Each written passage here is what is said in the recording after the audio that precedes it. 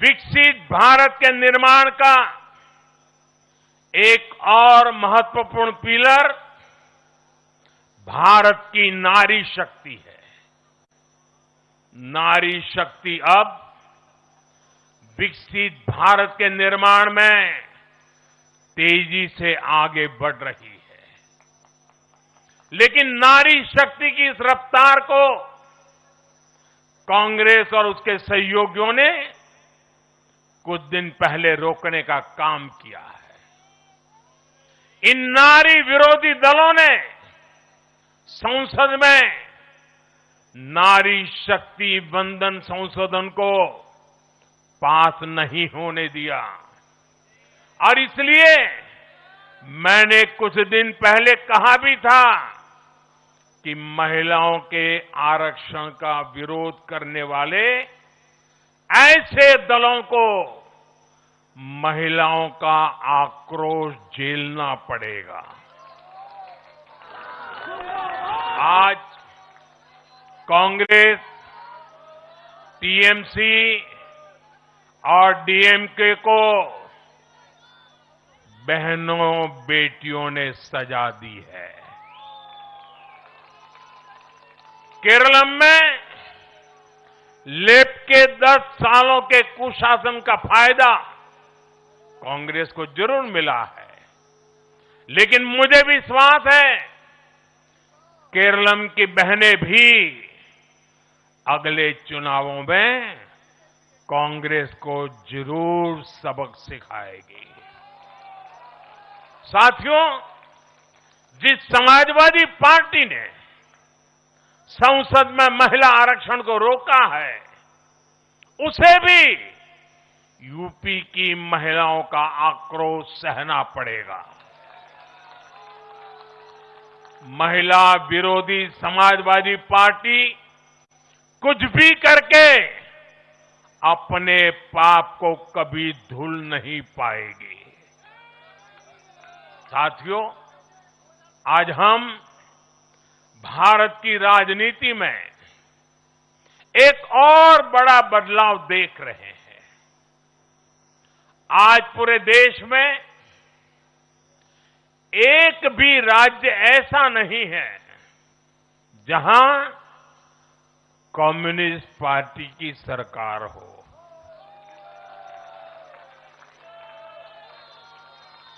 एक भी नहीं है।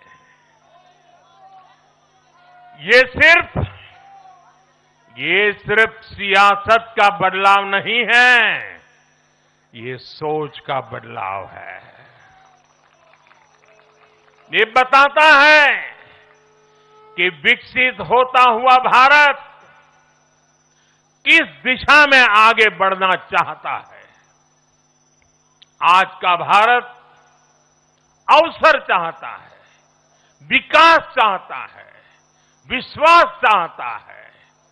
आज का भारत प्रगति चाहता है, स्थिरता चाहता है और आज का भारत ऐसी राजनीति चाहता है जो देश को आगे बढ़ाए।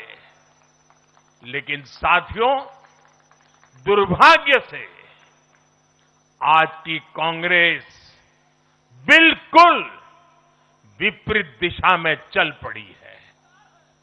ऐसे समय में जब पूरा देश कम्युनिज्म से किनारा कर चुका है, कांग्रेस उसी विचारधारा को अपनाने में लगी है जिसे देश ने ठुकरा दिया है। जो माओवाद जंगलों में समाप्त हो रहा है, वो अब कांग्रेस में अपनी जड़ें मजबूत कर चुका है और इसलिए कांग्रेस अर्बन नक्सलियों का गिरोह बनती जा रही है। कांग्रेस को एक बात नहीं भूलनी चाहिए, जिस विचार को जनता ने ठुकराया उसे जो अपनाएगा जनता उसे भी ठुकराएगी। साथियों, आज देश का हर राज्य भी एक दूसरे से लड़कर नहीं, एक दूसरे के साथ मिलकर आगे बढ़ना चाहता है। इन चुनावों ने इस संदेश को भी बहुत स्पष्ट किया है।